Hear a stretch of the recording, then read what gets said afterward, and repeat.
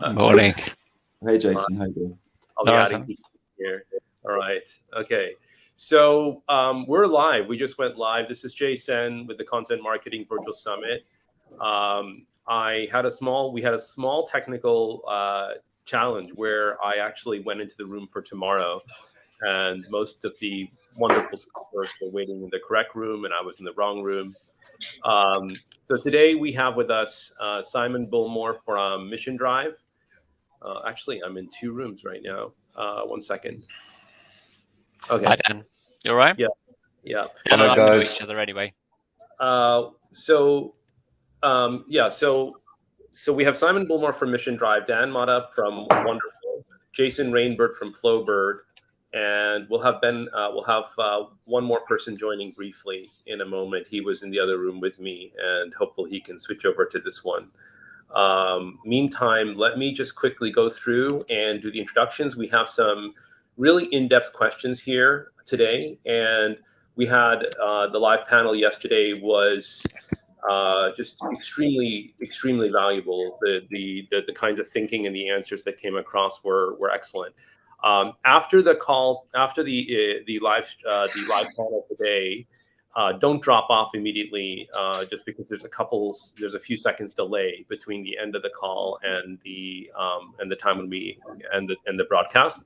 And that's it. So let's get into it. And let me just make sure. Give me 1 second, and I will just make sure that Ben knows that we're in this room now. 1 second.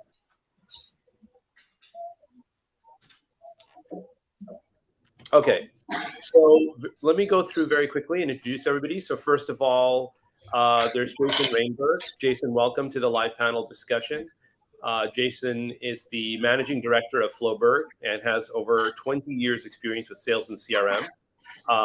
Jason's also, and Flowbird specifically, are experts in increasing the lifetime value of existing customers. And they are experts in marketing automation and CRM, but really deep experts in helping people to identify opportunities to grow the value of existing customers, which is really exciting.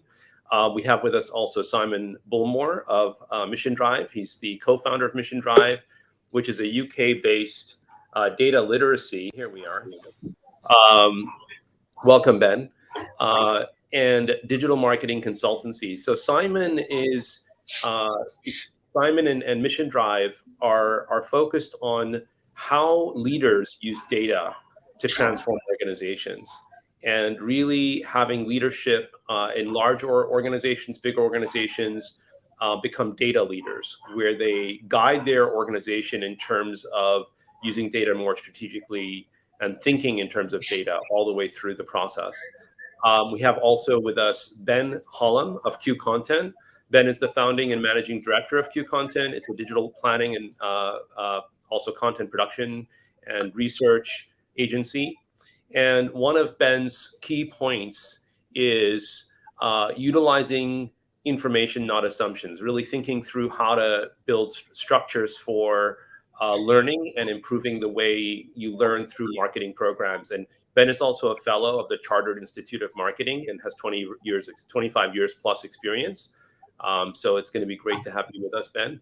And then we have with us also Dan Maudhub, who is the managing director of Wonderful. And Dan is a renowned entrepreneur in the UK who's managed his agency for over 13. Well, he's been working in the digital world and managed his agency for over 13 years. He was ranked number 13 in the world for customer satisfaction by a design agency called Drum Design. And yeah, it's a really good group of people. Dan also does a lot of mentoring and works as helps with incubators. He's a keynote speaker at innovation conferences and growth platform conferences. So it's an amazing group of people. Welcome everybody, and so have some high-powered guns around the panel today. So we're going to go right into our first question. First, I'll just say hi everybody. Welcome everybody. So I would just ask everyone to be on mute while I ask the question, and then I will choose one person. The questions will be directed to one person. You'll have approximately 3 minutes or so to keep your answer sort of brief. and then there may be a short follow-up, and then I'll go to the next question, the next person, since we have many questions and we have they're pretty in-depth. Okay, so I'm going to go ahead and get started with the first question. So the very first question is going to be about is going to be specifically about one second here, retention. Okay, so the first question is going to be around retention.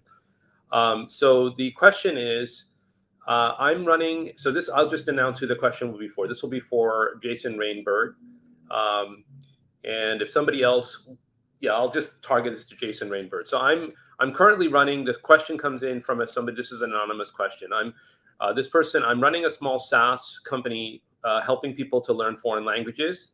Lately, we've been thinking about reaching out to inactive users who stopped using our apps for the last 3 months or less.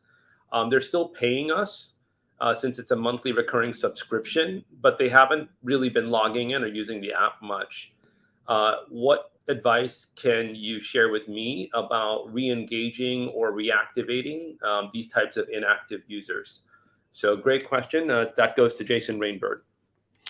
I did see this. It's an interesting question. I think my argument would be is if they're still paying, they're not inactive. The fact that they're not using the app, in my view, is absolutely not a problem at all. We worked with a client, similar sort of environment. As soon as they became a paying customer for that process or service they were offered, they stopped all communication. I think it's a bit like going to the gym. I think the idea of people like to sign up, they like to be involved. They like the idea that they have a gym membership. Probably in the same thing. They like the idea that they are learning a language and they are continuing to pay, whether they turn up or not. To be honest, I would put them in a corner and I wouldn't be bothered. Obviously, if you start to lose customers, that's a different thing. Or if you get people who sort of come onto trials, then that's a different thing as well. But I think if you've got a client who's paying, whether they're using the app or not, just leave them alone. Don't talk to them. Don't worry about them. They're generating revenue for you. As long as they're happy, then you'll be happy. So that would be my personal view. That's really I like it. A lot of controversial, kind of unexpected answer. That's pretty controversial and unexpected. So to the anonymous person who asked the question, Jason's suggestion is actually to let them continue to have access to the app and not to essentially cause them to churn or to leave. There might be some other things I think, Jason, you've mentioned in the past, such as maybe sampling a small segment of them instead of going after the whole entire group and asking those people one-on-one, why they joined in the first place, or reaching out just to see if there's anything you can do to better or onboard them.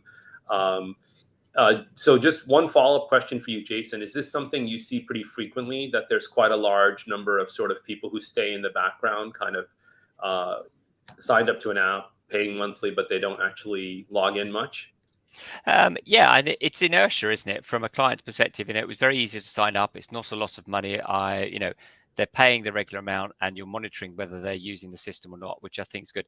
I think the only time I would consider reaching out to them is if there's upsell opportunities or cross-sell opportunities where you could actually generate more revenue as a result. But what you don't want to do is you don't want to remind someone that they're continuing to pay for a service they're not using. And all the while they're using it, they're happy. So I would leave it as it is. If you only have one level of service and one amount of money being paid for that, then I would just leave them alone and let them get on with it, sort of thing. So. Great, thanks so much, Jason. Okay, the next question is going to go to Dan Maudhub. This is a digital customer experience question.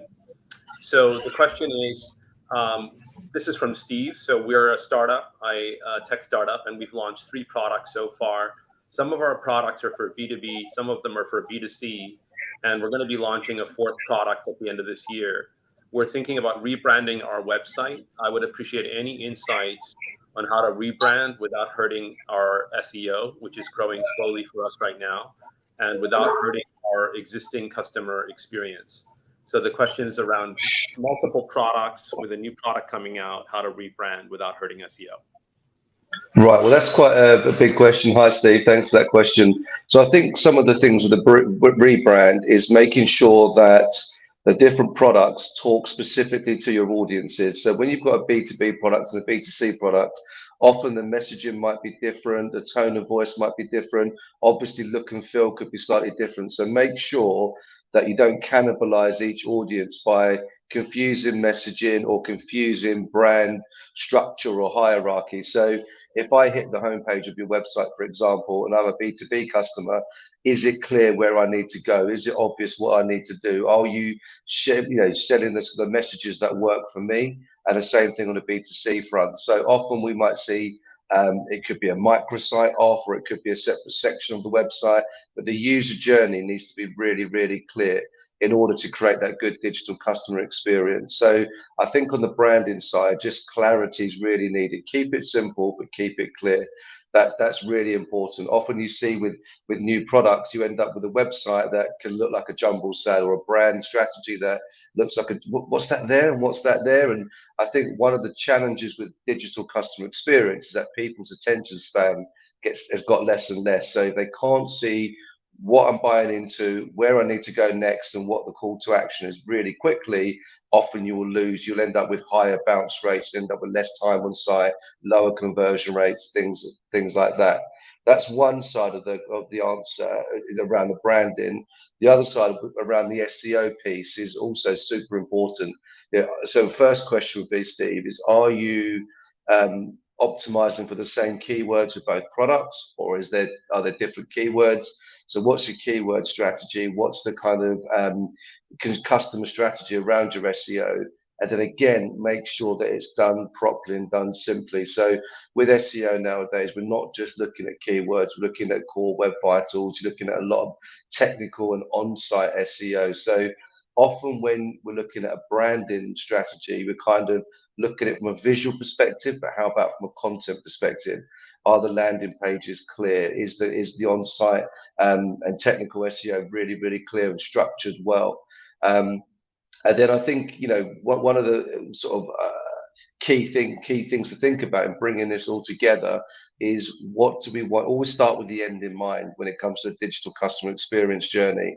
What is it we're trying to get our B2B audience and our B2C audience to do? And then map the journey backwards. So these are our key calls to action. This is what we want to be known for. This is what we want to be found for, and then work backwards to where the experience starts. So there's quite a lot of nuance in the answers that I've given, but hopefully, Steve, that gives you a good overview. Thank you, Dan. I think that one of the critical things that you have shared is really the human aspect of how you build your brand. And I think that one thing that's so important in the answer you shared is that it's all about really creating a reason for people to explore further. I think you go into that quite well in your talk as well at the summit, Content Marketing Virtual Summit. So I think that was really helpful. So thank you. All right, the next question, we're going to keep going, and I think we're going to have time actually to come around and get some more insight from people if there are things that pop into your mind as we go through this, because we're proceeding pretty quickly. It's good. I appreciate it. That was very, very helpful. So I would ask you just that one question before we move on, Dan. From your point of view, when people are making these websites, what is the specific thing in terms of language that you think changes it from sort of corporate speak to more of a relatable? What would be like one or two, just very briefly, could you say would make it more like human centric? Well, I think one of the quotes that we've lived a lot of our mindsets by is, the Steve Jobs quote: "You start with the customer experience and work backwards to the technology."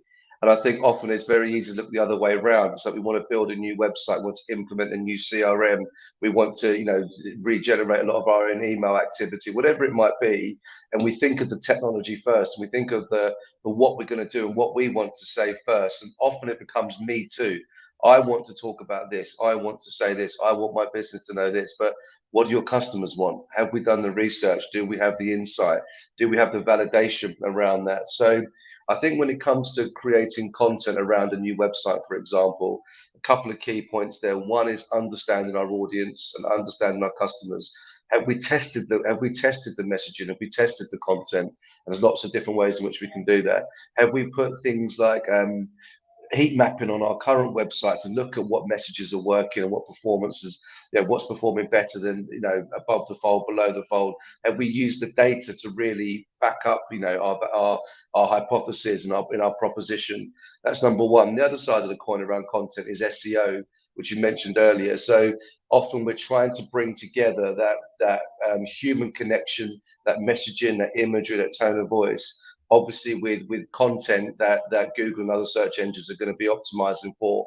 So finding that right content structure and content strategy is really, really key, because one can often end up cannibalizing the other. So in other words, you can end up with a website that looks great but actually doesn't perform well, doesn't serve the search engines well. It actually, there's not enough content, or it's not optimized properly, or there's not the right structure in place. Or the other side of the coin is you end up keyword stuffing pages or long content pages that might read well, but actually they don't work for our customers. So it's that real balance between a human connection and that technical understanding. That's what really drives performance on websites and drives content performance. Yeah, that's helpful. Thank you so much, Dan. I think that's quite helpful, especially bringing the marriage of the two, which is the technology, the data, and also the, if you will, the emotions, right? Really thinking about the emotions of who you're talking to and what's the statement of the problem in their own words, not the words of the company even. That's right. They say it to their friends that way.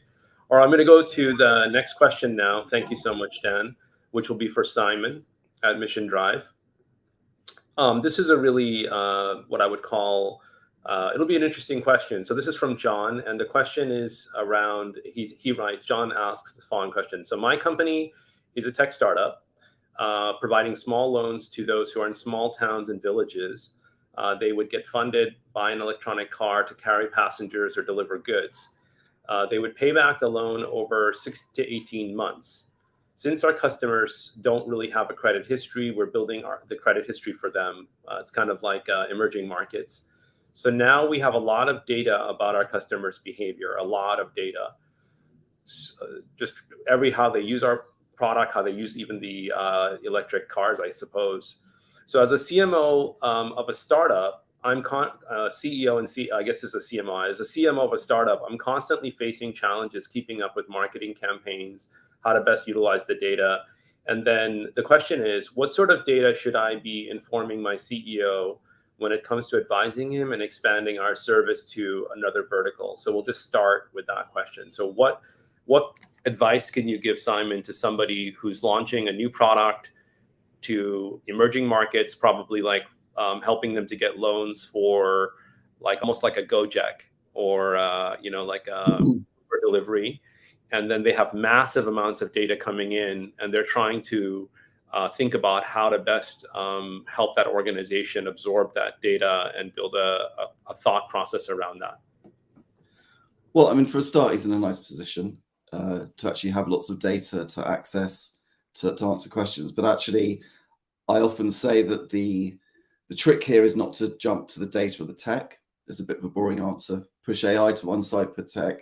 Actually, you probably need to validate the fundamental business decisions and questions that you need to answer. That's the starting point, because it's actually the question that you're trying to answer, and therefore the action that you want to take, that informs the data that you need. And indeed, there'll have to be some form of analysis, probably the analysis that you want to do. So that's probably, and it's actually one of the things that marketing people find the most hard to do, to really ask really clear business focused strategic questions to their stakeholders.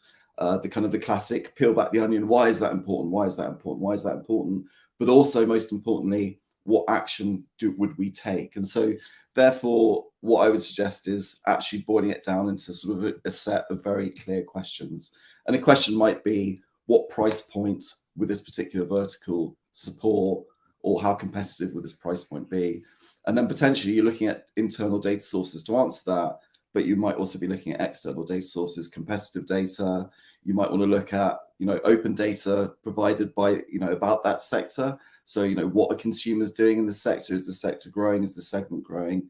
There's a variety of factors in there. So yeah, I think, like lots of things in life, it boils down to asking really good questions, really good data questions are very precise. They're very clear about the action they want to take. They're very clear about the data. They're very clear about the analysis. And that often requires sitting down with a person who's really interested in saying, okay, if we answer it in this way, will that give you the insight you need? And if we have that insight, can you therefore take a useful action like setting the price point correctly? Great. Yeah, no, I think in this case, just to give a little bit more background, I think it's a fintech, and it's a fintech that's operating in emerging markets.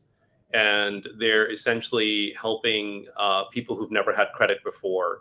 So it's, there's like, I think, quite a lot of people in these emerging markets who are looking to be productive. They can contribute to the economy. And so they fund these people's ability to be part of transport economy by getting a loan and then getting into transport delivery. And so a lot of data is coming in about how they're maintaining the vehicles, how many deliveries they're doing, how they're repaying on time. It's a fintech, so it's going to be a lot of data around repayment and timeliness of payment, things like that, and reliability of the customer. And then possibly when they're ready for, could be just as a prompt to you, there could also be some potential questions around, would they recommend the service? Are they feeling confident about their capacity to keep using, paying the loans? So yeah, any specific question, given that a slightly additional bit of information, is there any specific other questions that are coming to your mind, Simon? I mean, the specifics of how financial products are structured is certainly something that I wouldn't be able to give any advice on in terms of saying that. I mean, I suspect that there's enough insight if they've got lots of utility data, they've got that kind of data. There's probably enough for them to be able to structure a financial product using the data, but that's as much a kind of a financial underwriting type question as it is maybe a marketing question. But there are things like, what's the price point or what's the appetite for the market to pay for that? Would the suggested ROI for the actual individual consumer be there, right? Is it worth people making this sort of investment so that they can take on more work or expand the reach of their services as a consumer? And therefore, does that make a loan viable? Then there's probably the kind of insight that they could do to model some of those decisions. So I'm going to sort of disincline saying the kind of the suggestion that actually I could provide any insight to that. But again, it comes down to kind of what are the fundamental questions. Sometimes you can't get to the big question. You have to sort of boil the question down a little bit. Like, let's actually just tackle that and then see where we go from there. Yeah. So I would go back to being super clear, working with the stakeholder, doing that face to face, asking lots of questions, and then involving data people as early as possible. That's a really good idea as well. Okay, great. Thank you so much, Simon. I think in your talk as well, you shared a bit about how set up like a quarterly or an annual process where they think about like one or two metrics that they feel represent their customers' happiness, represent their customers getting value. So I think we'll refer to that, during people can get more information from Simon's talk at the Content Marketing Virtual Summit. So thank you so much, Simon. That's okay. Just when Dan was talking, I was kind of, I got a lot from that, and it kind of just made me think of Marshall McLuhan's famous quote that the medium is the message. And I think that's for brands and for online presence, that's never been more relevant than now. I mean, he said that in the 60s, but digital is the medium. And so every aspect of the experience, from content to branding, imagery, UI, UX, makes that up. And it's amazing how these old nuggets of wisdom still hold true today, even in a time when digital wasn't something that Marshall himself was involved with. Thank you so much for sharing that. And I think, Dan is he's probably a kindred spirit to that, to the person you mentioned. So the next question is going to go for Ben Hollom of Q Content. This is from Megan, and it's a question around content creation.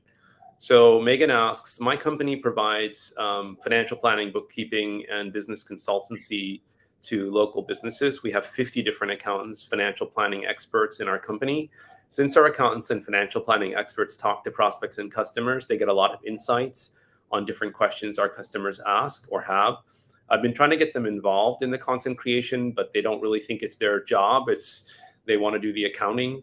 What do you suggest I can do to get input from them on both the buyer personas and also input on the content creation and possibly creating some of the content that our customers want to consume? So the question is a little bit interesting one, where it's about an organization with a lot of distributed experts, and they're asking, is there a way to include them in the content creation process? Yeah, I mean, this is we come up against this probably on a weekly basis with clients asking this question, because it often comes up at an early stage as part of the kind of strategy and the ideation process that the two-man marketing team is struggling to keep on top of constantly coming up with content ideas. It comes up if there's a question mark over the kind of quality or the level of insight in their content. Often if an organization's content is viewed as being a bit sort of surface level and not really adding anything to the wealth of content that's out there, it's often because they're not tapping into the expertise in the building, in-depth knowledge. So it's really important to be able to tap into insights of that team, in terms of understanding your audience and what type of content you should be pushing out, but also informing the actual content. So we've helped a few clients go through this process of setting up an editorial panel. Now, if you go out and ask people to join the editorial panel, you'll get resistance straight away, because it sounds like much too big a job. As you say, they've got their day job to do, and one of the biggest challenges is just making it easy for people. So the stages that we go through with them, step number one is to get their buy-in early on. So you need to be bringing people in and explaining why you're doing the content that you're putting together, how the business is going to benefit from it, potentially how that individual is going to benefit from it. Particularly if it's the sales team, they need to understand how this content is going to support them, is going to make their job easier. So they're seeing some value in the process right at the very start. You then need to kind of reassure them as well that this is not going to be a big drain or an impact on their time, and tee it up in such a way that they understand that this is going to be really easy for them to add some value. So the worst thing that you can do, if you're the marketing team, and we hear this all the time, if we ask the question, do you tap into the team? They say, yeah, I send an email out every month and ask if they've got any ideas for content, and no one responds. And what do you expect? It's too big a question. You're doing your day job. Someone asks you a question, their head explodes. They can't think of anything at all. So what you need to do is part of this kind of buy-in is to reassure them and tee this up with them in such a way that you've put it on a plate. You've made it really easy for them. So the way that we recommend this is that you agree 3 or 4 prompts or questions that you're going to ask them on a monthly or a quarterly basis that they've already agreed they'll probably have the answers to. So the last one that we set up, we asked the customer services manager, would it be a big problem for him to make a note of any recurring or commonly asked questions, the type of questions that his team roll their eyes because they're so bored of being asked it. And then we ask him for that list once a month, no problem. And sales guys, we said once a month, if we asked you 2 questions, what's the most common questions you've been asked this month about the product or service? And what's the hot topic, or what's the thing that most clients are complaining, or we would know that. So now they're expecting your call. They know the question they're going to be asked. They know they're going to be able to answer it. So they're not scared of it already, and you've teed up things with them to act as prompts that are going to extract useful information for you. Same thing with the product development team or the events team or senior management, whatever it might be. So that gets them to kind of not be scared, which is that's your first thing. Just don't terrify people of being involved in the process, and make it as easy as possible. There are then things that you can do dependent on your organization to kind of, for want of a better word, incentivize them to get involved. Now, for some people, the incentive might just be a bit of kind of kudos, a bit of personal brand, a bit of ego stroking, as it were. We're going to attribute you as the author of this article, or we're going to quote you as the subject matter expert within it. And that might be enough for them. We've had organizations who have gone as far in a bigger organization of creating a league table and getting a bit of friendly competition going in terms of who contributed the most ideas that ended up being published. And at the Christmas party, whatever, at the end of the year, they did a bottle of champagne or some sort of award ceremony. It was just a little bit of fun, but again, it's this kind of ego thing that they did tap into, where they were getting, various departments kind of competing against each other to contribute ideas. I thought that was it's a simple idea if you think that will work, with the mentality of your team. And then the final thing is to communicate and kind of keep people back in the loop with successes. So, if a piece of content has worked really well, it's driven a whole load of traffic, it's started a conversation on LinkedIn between the sales director, and it ended up in a massive sale, make sure that the team's aware of that, that they're not just throwing ideas into this pit that they never hear of again. A little email around that says, thanks very much to the team, here's some of the highlights of this month. The blog traffic's gone up by 10%. We had a lead come in this month through LinkedIn because of a conversation that started around a piece of content. Whatever that looks like, find some way of keeping them involved in that and seeing the success of it and the fact that it's actually working and it's doing something.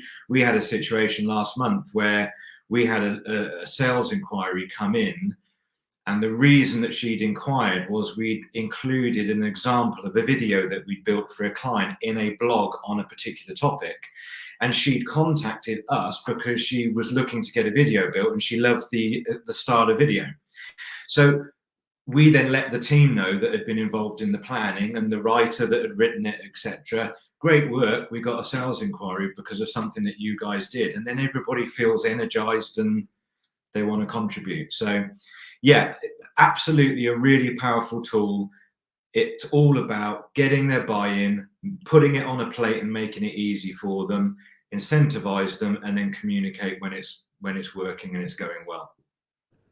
Thank you so much, Ben. I think that's really consistent also with what you've shared at CM Content Marketing Virtual Summit during your talk. And I think one of the critical things that will help Megan a lot is the cultural part, because I think people get into the execution very quickly. But I think as you're sharing, it's more about the people side than it is about just churning out the result right away. I really like that feedback and the incentives and the celebration. So I'm going to go now to the next question, which will be for Jason Rainbird.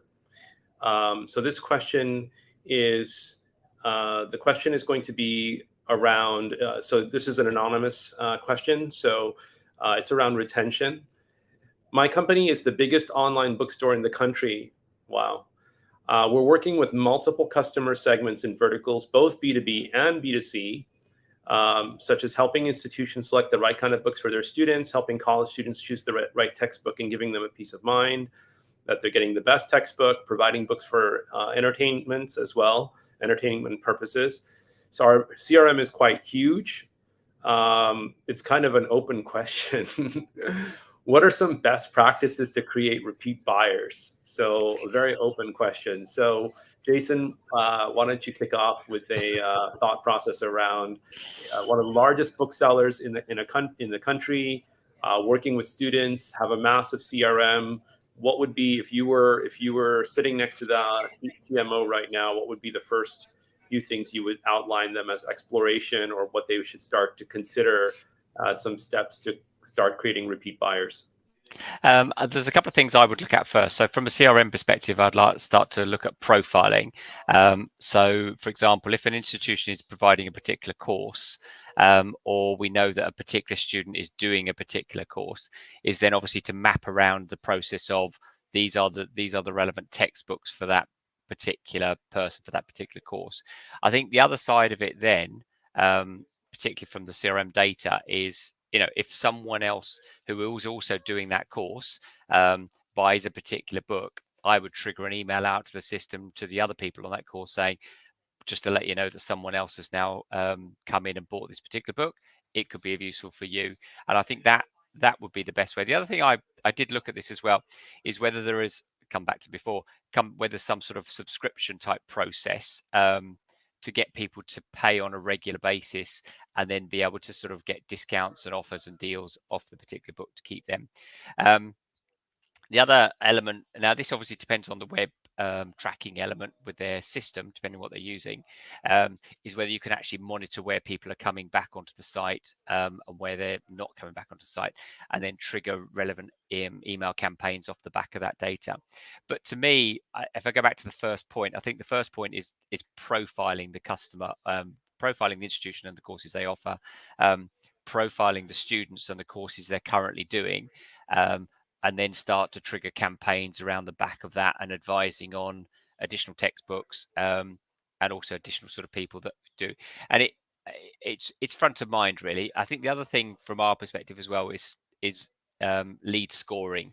So the one thing we don't want to do is obviously getting people to unsubscribe. So monitor how engaged they are with the site, monitor how they are involved in the site, and then start to trigger email campaigns off the back of that.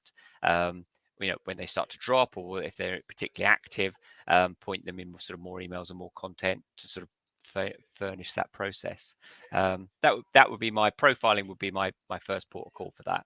Know who your audience is, know what you should be sending them, and make your emails a small number, but very, very, very targeted off the back of that. So that would be my approach. That's really helpful. I think one thing you've shared also in your Content Marketing Virtual Summit talk is the idea of really thinking of your customer. What would they look like if they sort of knew the full offering and they got maximum value from the relationship? And like, if you could imagine taking a purchaser and writing down every single thing they purchased and not looking at it as a transaction, and then working back and as you said, after the first purchase, connecting to that basket. But what when you say profiling, could you just briefly explain, for some people who are listening, maybe they have a different definition of that, or they're not sure what you mean? Is it the same thing as persona? Is it the same thing as customer segment, or is it something different? I think it's more detailed than that. For example, if you know that the institution you're working with, it's profiling what courses that institution is actually offering as part of their service, and then basically, from a CRM management perspective, putting together a list of all the possible topics and subjects and books they need, and also the different levels. You've got a student going through a course. It's probably 2 or 3 years. There are books that are relevant at different stages of that course. If you get insight into that data, you can be triggering in emails out to those students, to the institutions, and then you can start targeting very, very specific emails. I think that's what I mean. And also, if the college student is happy to say, I'm actually doing, a sort of a psychology degree or whatever, you can then start to tag that person, right? These are the list of the items that they are likely to go through. This is the journey that person's going to go through. These are the books that they're going to buy at their particular process. That's the profiling. So it's not persona per se, but it's actually profiling the individual. And obviously that's aggregated up. You might have 1,000 psychology students all in year 2, so they're all going to be interested in a particular book that's coming up, and likewise, when version 2 of that particular book comes out, or version 3, you know exactly who they are and what they're doing as part of the process, and that makes the content very, very relevant. And that's, from a CRM perspective, that's not too complicated to sort of build out. You're capturing that data at the point that the person's buying their first book. If you're asking the question and saying, what are you doing? You've got that data moving forwards, and you can then move on year 2, year 3, year 4 fairly simply off the back of that. All right. Great, thanks so much, Jason. No, that's a big help, I think, to understand the concept of profiling is really looking at the journey of that person over the entire lifetime, and considering, what are their needs in terms of the courses they're taking, as you shared, and what could be almost like make it easy for them. Like, these are the books you're going to need. Here's the supplemental books. Instead of them going in one transaction, hunting. It's like the business is actually saying, we have a lot of history with hundreds of people who have gone through the same engineering program you've gone through. Here's what they found most useful. Some of them aren't even recommended by the university, but we provide them to you as a helpful add-on. So thanks so much, Jay Sen. The next question is going to go to Dan Maudhub, and this one is we'll see if you feel like it's okay to ask this. Oh wow! It's not a specific digital. There's a little bit of a I don't know what the background noise is. Okay, so this is from Nicole, and the question is it's about content creation process. So we're a residential construction company. In the past, we did a lot of construction, repair, improvement for single-family dwellings. In recent years, we're getting more apartments and condominiums. My CEO wants me to get more leads in the apartments and condominium space ideally through content and SEO. I'm having a hard time deciding on our content strategy. So number one, should I create a new buyer persona for the people who want to have us help them develop apartments and condos instead of single family dwellings? And secondly, what do you recommend I can do I'll adapt it a little bit to really create a appropriate experience for this new type of buyer on my website, from their very first experience all the way through becoming a customer.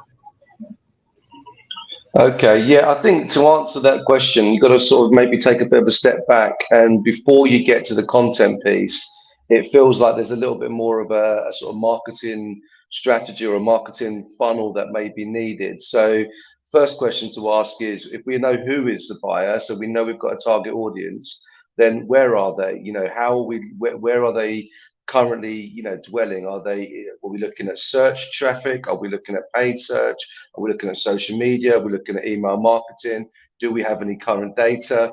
So we've got to kind of build a bit of an understanding of what our audience behavior and what our audience are currently doing around the space. Because, it's one thing to create this beautiful shop window, but if no one's looking at your shop window, then it's kind of redundant. It's a pointless exercise. And often we find that as a problem. The clients will say to us, yeah, we've got this new idea, we've got this new product, we want to launch it to the market. And they spend all the energy in creating, whether it's a landing page or a web asset or whatever it might be, but actually no one's there, no one's coming to it, no one knows it's there. So actually, again, going back to something I said earlier, start with the customer experience. So where are they? What are they doing? What do they want to see? What adds value? So a little bit of competitor analysis. So who else is doing what you're doing in the market? Who else is doing it well? Still with your eyes, they're doing a great job there. That I can see good results there. Because, put yourself in the mind of the customer. Don't just think about it from a brand perspective.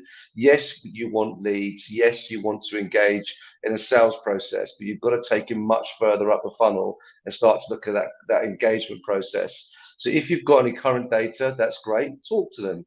If you've got 4 or 5 current leads, just a small sample, get some qual data, get some feedback and say, hey, what would you like to see? What works for you? What frustrates you? What doesn't work for you? And then begin to build a little bit of a content strategy around that, which Ben is, is much more, valid to talk about than I am. So Ben, feel free to jump in a bit later. But I think, it's understanding those things first before we get to, I'm going to design a landing page. Doesn't it look nice? Yes, it looks nice to you, but it doesn't look nice to your client. Then the other side of it is then beginning to look at content from a technical perspective. Okay, this is a digital product, digital journey we're taking people on. So what are the SEO keywords that we're looking at? What are the campaigns we're going to be running? What are the kind of the metrics that we want to see? Not only the lead generation metrics, but what about the way we're capturing data? What about the time on site? What about people looking at the testimonials we put up on there? All of those things fill the lead generation funnel. So I want to try and keep it simple. There's a lot more nuance again in that answer, but to keep it simple, it really is about, firstly, not only understanding who your customer is, but understanding where they are and what is it they want. That's really, really key. And then how can you best add value to the customer, which kind of goes back to the question that Jason answered a minute ago, is there's a difference between a transactional relationship. So I am coming to you because I want to make a transaction, and an emotional relationship. I'm coming to you because I have read your case studies, I've seen your testimonials, I've read the reviews, and I want to work with you. I want to engage with you. So often, particularly when we're looking at in a B2B environment, people aren't just buying that transaction. They're buying the case studies, the testimonials, the reviews, the white papers, the downloads, whatever it might be. Think about it from a customer perspective. Why should they buy from you over and above the competition? Just because you tell them you're brilliant, are they meant to believe that? So there's some thinking that's needed around that. So ultimately, we know that the end game here is to generate leads, but again, work backwards to the customer experience and then build it down the funnel. I think that's great. Dan, thanks so much for sharing that answer. I think that's really helpful. And one thing I think you just said that was extremely helpful as well is the market research aspect, which is digging into the competitors and what these types of people who are, instead of building a single family home, but they want to build a condo or an apartment or buy one that's being built. What are their concerns? Why are they considering that option? Are they looking more at an investment, or is it for convenience or location? I like that a lot. So that's really, really helpful. So thanks. Well, yeah. Could I just say, Jason, that changes the content strategy then, because you're moving from just features and benefits and just telling people what you want them to hear, to actually answering pain points. Because now you're actually saying, I know what the problem is here. I know what our customers need. I'm going to answer those pain points. And that changed the content strategy completely from just a me too strategy. Me too, we've got the best features, we've got the best benefits, same as our competitors set. And I think often people forget that you're working in a competitive environment, direct competition and indirect competition. So you move from a me too content strategy right through to a value add content strategy, where you're actually adding value to that customer journey and you're answering pain points that you know that they've got because you've asked them, because you've researched it, because you've seen what other people are doing, and you've seen where your position and where your proposition can actually add value. Yeah, as you're saying that, it just comes to mind that maybe their customers are in a certain neighborhood of Sydney. They really care about parks. They really care about, let's say, for example, the safety aspects. They care about some of the different types of community events going on. And they could just say, oh, we build great apartments, or we build great condominiums. But actually, it's the secondary things that are going to differentiate why that particular buyer feels their pain points are for community, their pain points are for education, their pain points are for green space, so or environmental friendly design materials. So I think that's really a great point, Dan. Thanks so much for sharing that. So we have just time for a few more questions. I'll go the next question to Simon. It's a kind of a little bit of just a general question people wanted to ask, which is what is meant by a, sort of, if you will, data personas. And I know you've spoken, I think, in your talk, Simon, about having, sort of 4 different roles or 4 different key data personas. So if you could just briefly, somebody was asking, what does it actually mean? That's the difference from a persona and a data persona. Yeah, I mean, so a marketing persona is the way that we think about it's a pen portrait of a particular customer or a segment of customers. Data personas are what we do as leaders, the different hats that we need to wear as a leader to actually engage with data. And we came up with it because often when people think about data, they're like, it's not for me, it's about spreadsheets, or that's the things the tech guys in the basement do, and I try not to talk to them too much and they try not to talk to me. But actually everybody needs to engage. I mean, data, as we've been sort of talking about today, pervades a lot of what we do in content, from how we report about what we're doing to how we design new things. And so the 4 ways, the 4 hats, if you like, that we can wear as data leaders are as a decision maker. So it's kind of using data to inform our decision. And we say not driving a decision, it informs it, because we still need to use our kind of domain knowledge, our values, and what we care about to inform a decision that's using insight from data. So that's the first one, decision maker. The second one is as a custodian of data. So in our area, we should really care about the data, and we should look after the data that we need. So if we think of data as a form of infrastructure, which it is these days, it's like, well, I need to take care of the pipes, I need to take care of the data, I need to make sure it's being kept up to date, that it conforms to regulation, that people can access it, they can access it in the right way, it's the right kind of format. So kind of think of yourself as sort of a librarian of data, you know, carefully curating what's in there, giving it to people in the right format, knowing where to find it. The third one is actually as a tool maker, and the classic tool that in content marketing we use to help other people or ourselves make decisions, things like reports and dashboards. And the fourth one, which is probably the most important one these days, is actually as an influencer. So actually being the person that actually helps develop a data culture around me. So a culture of data is one where decisions are made more with data, or more informed by data, and less on hunches, which is often how things happen. There's, you know, decisions often made by what we call the hippo, the highest paid person in the room. That's not always the best decision. So actually, really high performing content marketing teams, you know, have data and data insights at the core of what they do, and that's really part of their culture, their way of working. So the influencer role is a really important one. We should always be advocating for making better decisions informed by data, but also helping other people learn, develop their skills, do things a bit differently. And I think that's the bit that people find difficult when it comes to data, is actually integrating it into their ways of working, thinking differently, and actually thinking, well, how can I bring others on the journey with me? Because it's an interesting one to go through, but it's also a tricky one. Yeah, you know, as I was listening to your answer, Simon, which is extremely interesting and helpful, the first thing that came to my mind is this guy named Ben Franklin in the US way back when. He wrote something called the Poor Richard's Almanac. And I was just thinking, like, if you're a farmer and every single year you write down all the seasons, you write down the days it rains, when it rains, when the dry season is, how much the grass is grow, you know, the crops are growing, different types of crops. After 5 years or 10 years, you're going to have so much information to transform your farming practices. And that's what he did. And he actually published it and helped, you know, a lot of different farmers actually gain huge advantage. So, but as you shared, that's data that they could have, but if they're just kind of going at it every year with almost memory loss, they're letting that data leak. They're not utilizing it. Then obviously they're not going to get better at what they're doing. Yeah.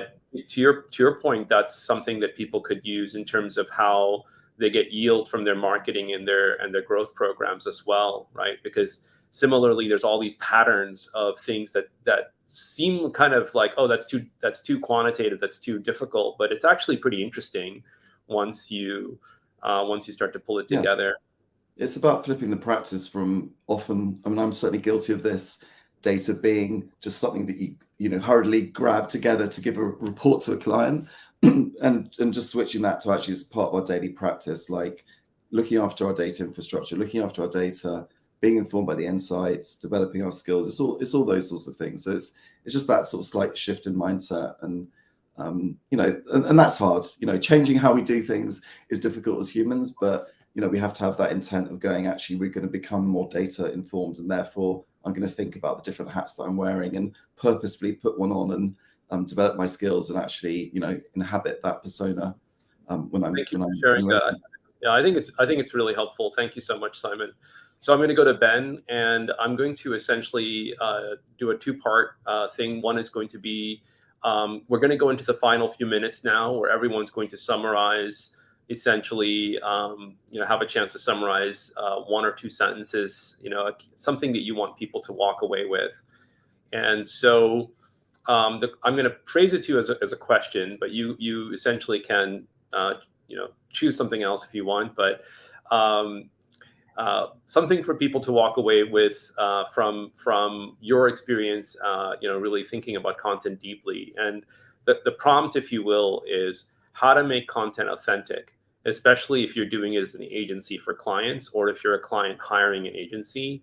I think there's a lot of concern around the authenticity of content. So if you would, Ben, briefly, since we're going to go around the four of us, what would be your sort of, you know, key takeaway for people around authenticity of written content?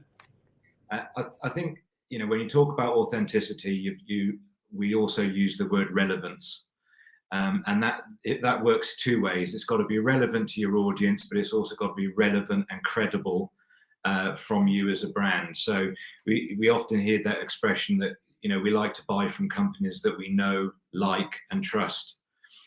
You can throw £1 million at advertising and they might know you, but it doesn't mean they like you and trust you. And if you think about that context, if you work everything, as Dan was saying, everything works in reverse. You work backwards to what your audience actually needs, wants, and expects from you. And then you work out what of that can you fill and it still be credible and relevant. The chances are that you won't be too far off the mark. And the other thing is that I really want people to take away is we talked about this customer journey and kind of touch points along. We often talk about the sales funnel, but we have a slightly more linear kind of customer journey. If you can work out all of the touch points and the kind of moments of truth along that journey, and then overlay your content plan, again, the chances are you're not going to be too far off delivering something which will feel authentic for your audience and coming from you as a brand. Thanks so much. That's really helpful. I like that clarity around relevance, and also it's not just about the transaction. It's about building the emotional connection through the know, like, and trust. So thank you so much. And also that you referenced, I think what Dan had shared earlier, which was, really complimentary. So thank you. Dan definitely put together all the buzzwords from all of our creds decks in 1 2-minute talk just then. I like it. Buzzword bingo from Dan Maudhub. Jason, as far as like a key takeaway from your many years helping people to, essentially bring more lifetime value from their customers in the context of the questions you were asked today, what would be, sort of, if you would, one key takeaway that you'd like people to think about as we wrap up today's session? I think I would have to put my CRM hat on here and say, the content is obviously critical, but I think actually having the CRM system and knowing where your customers, your prospects, your suspects are in terms of the relationship you have with them. I think, it comes back to what Ben was saying. It comes back to what we're all saying basically is it's relevant. But I think, what we need to do within the CRM system is we need to know, have they recently purchased? Have they not recently purchased? Have they never purchased? Are they at the stage in the sales pipeline where they're now looking for case studies? So are we triggering case studies out to them, or are they top of the funnel stuff where they're just looking for basic key info data? So I think it's creating the content strategy, but it's also aligning that directly with the individual as a human being and saying, okay, you are at this stage in the relationship with us as a company. This is the sort of content that we think we should be driving to, because this is logically the next stage. And it could be as far as, you've got an existing client, they're a retained client, etc. You want to now be getting them to buy more frequently, more often. And so once again, content then strikes at the heart of that and go, right, okay, what do we need to move this person to the next stage of the relationship? And I think that, to me, that's the critical thing. We with all our clients, it's got to get the CRM sorted out, and then everything else flows out from there. And that's the critical element for us. Yeah, I think one of the things you shared in your talk at the CMVS Content Marketing Virtual Summit, Jason, was that CRM is about relationship, not just about sales. A lot of people use the CRM as a sales tool, but your point was that actually it's a relationship tool, and you can get 80% of the value after the sale from the CRM, but you need the data to be flowing through. So thanks so much, Jason, for sharing that. Dan, for you, and then I'll go to Simon with the last one. So yeah, what's your key takeaway? Yeah, I think Ben and Jason have summarized it really well, to be honest. I think one thing as they were talking that I haven't necessarily covered, which I think is in the talk, is that sense of tone of voice as well. I think I mentioned it earlier, but don't believe your own hype. Stop saying the Me Too stuff, the stuff that I think I'm brilliant at. Actually, what's the tone of voice? Are we empathetic to our customer? Are we talking about them? Are we talking about the benefit and the value for them, or is it me? So tone of voice is really key. It's really key in a content strategy. And then secondly, is often, particularly in a B2B environment, is, and this is something that we still struggle with as a brand as well, is not being so corporate, not being so boring, not being so black and white and so bland. You know, actually, if you're moving from a transactional relationship into a transactional connection point to a relational connection point, you know, no matter how big the company is, people buy from people, which, if you look at the rise of personal brand as a key example of that, is that nowadays behind large corporates, you're still buying from people, you're still buying into personal brands. So I think, you know, without going into too much detail, you know, think about your brand as a human, think about the human connection that it's building with its audiences. And I think tone of voice and all of that is really key.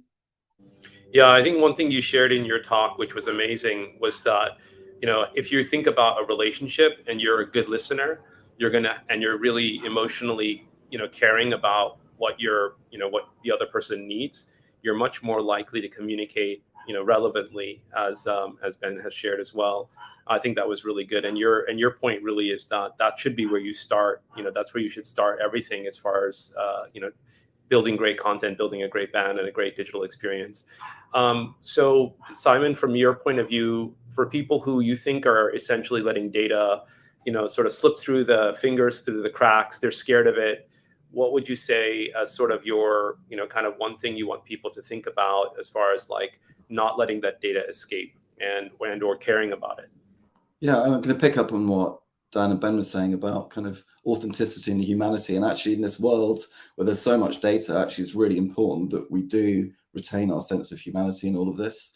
You know, actually, we need to make sure that our values and what we care about is reflected in the way that we use data and indeed the content that we create. And I was just sort of thinking that, yes, I'm a massive advocate for using data to inform, you know, how we answer questions and how we use content. But content is still a creative activity. It's still an act of creation that's guided by humans, or at least until the AIs replace us in that way. So I think we still need to, you know, we need to make sure in all of this that we do make space for what, you know, what we care about, our creativity, and actually our values and all of this. And that's really where, even if you're scared about data, you do have a role to play. You know, you have a role to play in saying, is this data-driven way that we're doing things, does it reflect our values, the values of our customers and our community? And that's something that anyone can do, and that's something that we can all care about.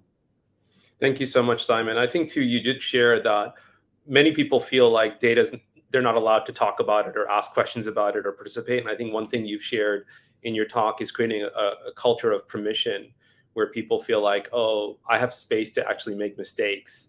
I don't have to, just because I'm using data doesn't mean I have to be 100% right all the time, and thinking in terms of learning and, you know, growing together and getting better at it and feeling a little bit relaxed that, oh, I can actually enjoy this, you know. Yeah.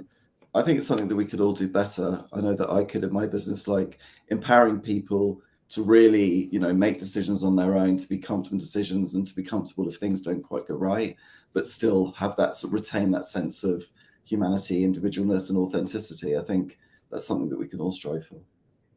Well, guys, I think this was an absolutely brilliant session. Obviously, really good, thoughtful contribution from everybody. For people who are listening or seeing this over the next few days as we continue to rebroadcast it and have it live, would love to hear your feedback and what you got out of it. And thanks again to Simon Bullmore from Mission Drive, Jay Sen Rainbird from Flowbird, Dan Maudhub from Wonderful, and Ben Hollom from Q Content, and to all the people at Content Marketing Virtual Summit who worked so hard to make this happen. I hope you guys are getting a lot of value from the event and from the amazing speakers that are sharing with you today. This is Jay Sen, host of Content Marketing Virtual Summit.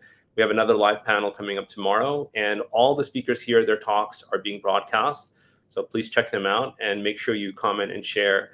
See you in the next session at the Content Marketing Virtual Summit. This is Jay Sen. Thank you, everyone. Thanks so much.